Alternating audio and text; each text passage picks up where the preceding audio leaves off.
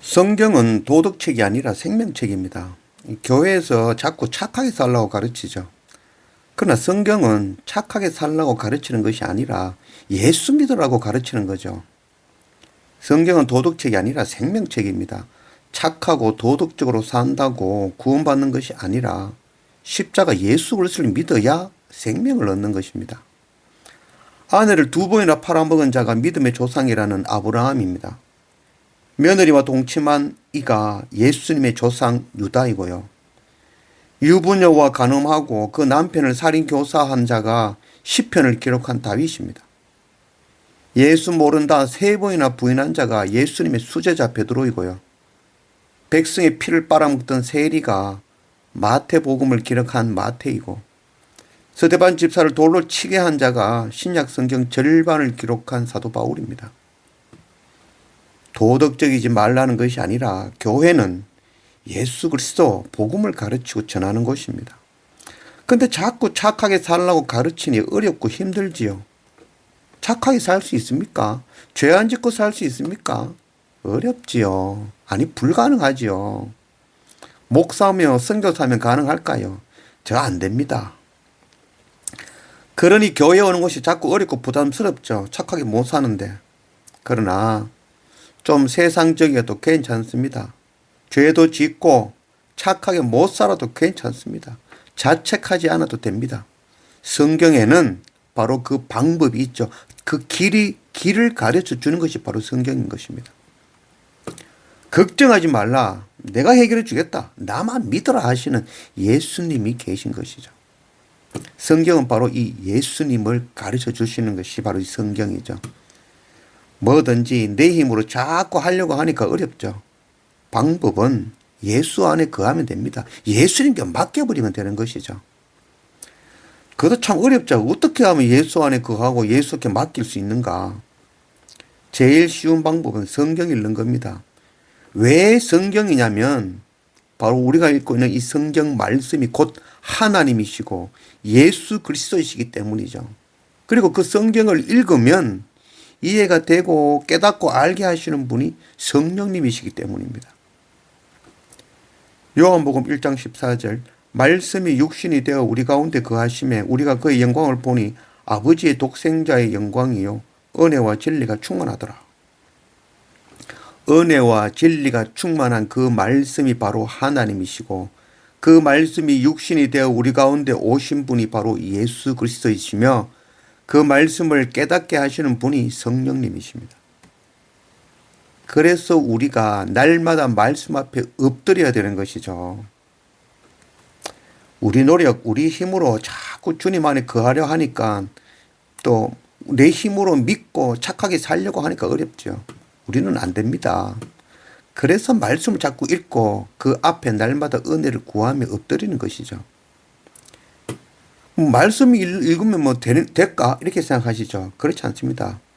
말씀 계속 읽어보십시오. 어느 날 말씀이 귀에 들리고 이해가 되어지고 그 말씀을 통해서 내가 죄인임을 깨닫게 되고 그 감당 못할 죄를 안고 결국 주님 앞에 나아갈 수밖에 없게 되어지고 그것을 아버지 하나님은 의롭다 칭해 주시고 그 죄를 깔끔하게 해결해 주시고 하나님의 자녀다 의롭다라고 칭해 주시는 그 놀라운 은혜를 경험하게 되는 것입니다. 이 놀라운 은혜를 경험하면 하지 말라 해도 우리 안에 하나님의 말씀이 삶으로 순종되어지는 것이죠. 선교도 하게 되어지고요. 전도도 하게 되어지고요. 착하게 살기도 되어지고요. 형제를 사랑하게도 되어지는 것입니다. 말씀이 육신이 되어 우리 가운데 오신 예수 그리스도의 은혜와 가르치시는 성령님의 도우심이 정말 우리 안에 충만하기를 원합니다. 요한 1서 3장 1절 말씀 보라 아버지께서 어떠한 사랑을 우리에게 베푸사 하나님의 자녀라 일컬음을 받게 하셨는가 우리가 그러하도다. 그러므로 세상이 우리를 알지 못하면 그를 알지 못함이라. 1절 말씀이죠. 보면 보라 아버지께서 어떠한 사랑을 우리에게 베푸셨다라는 것이죠. 그 사랑이 바로 하나님의 어린 양 독생자 예수 그리스도를 이 세상을 이처럼 사랑하시어 십자가에 내어주셨고 그 은혜로 우리를 하나님의 자녀라 일컬음을 받게 하신 바로 그 사랑인 것입니다. 하나님이 세상을 이처럼 사랑하셨죠. 세상을 사랑하셨다라고 하죠. 그러니 우리가 좀 세상적이고 착하지 못하고 죄를 좀 지어도 괜찮은 거죠.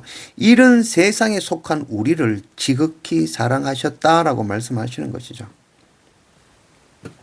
우리가 성경을 읽으며 우리가 뭘 해야 되는가 막 그 말씀을 우리 삶에 적용하려고 막 노력하지 않아도 됩니다. 우리가 뭘 할 수 있는 게 없기 때문입니다. 구원은 우리가 뭘 해서 얻는 것이 아니죠. 은혜로 그저 얻는 것입니다. 하나님의 일방적인 사랑으로 공로 없이 자격 없이 그저 주시는 것이죠. 이런 하나님의 지극한 사랑을 세상이 이해할 수 있겠습니까? 결코 이해하지 못합니다. 부모가 자녀를 사랑하는 것이 자녀가 뭘 해가지고 그래가지고 사랑하는 것인가요? 그렇지 않죠. 그저 자녀이기 때문에 그저 사랑을 붓는 거죠. 자녀는 뭘 합니까? 그저 아버지, 어머니 그 이름만 불러주면 부모는 고마운 거죠. 그러나 세상은 늘 뭔가 해야 보상이 따르는 것을 가르치죠. 우리도 그게 너무나도 익숙한 것이죠. 그래서 우리가 구원받기 위해서 뭔가를 해야 되는 줄 알고 막 열심히 하죠. 아무 소용없는 것입니다. 세상은 이해를 못하죠. 아무것도 안 하는데 무한한 사랑을 받는다 하고 구원 얻는다 하니 거짓말이다, 속인다라고 말하는 것이죠.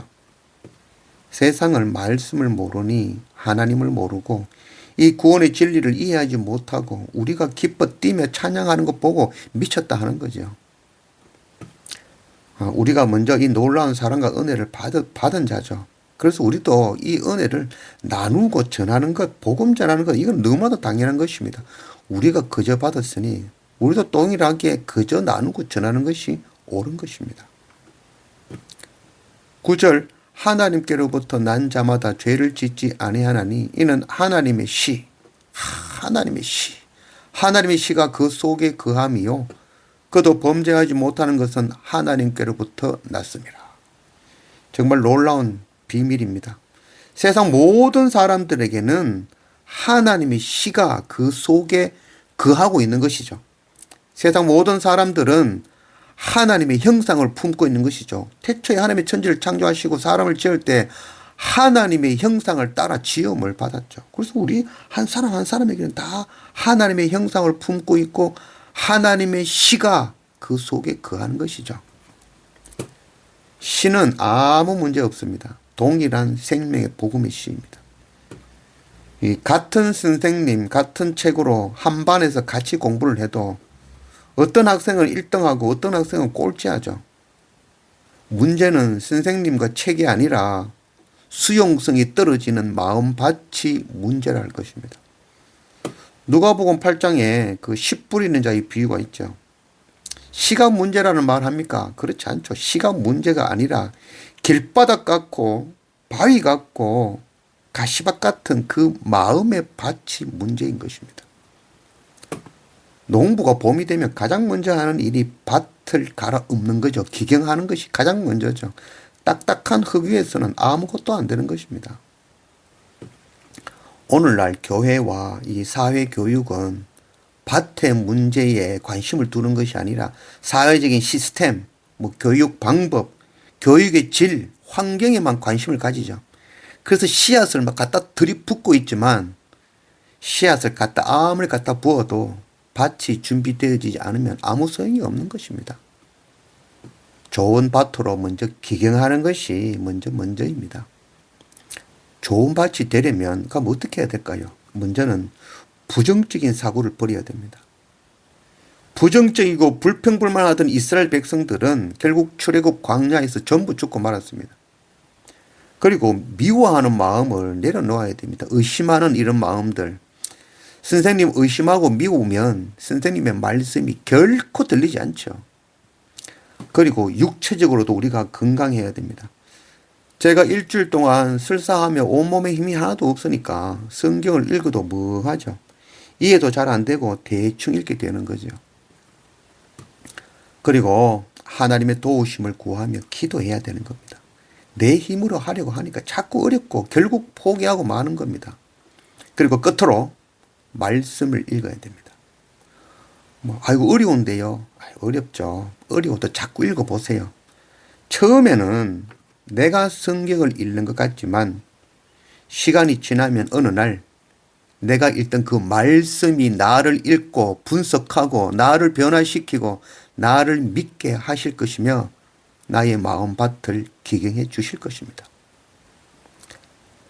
말씀이 육신이 되어 우리 가운데 오신 예수 그리스도의 은혜와 가르치는 성령의 도우심이 우리 마음의 밭을 옥토로 기경하시고 또 우리 안에 거하는 그 하나님의 씨가 자라 열매 맺는 그런 은혜가 우리 안에 충만하기를 원합니다.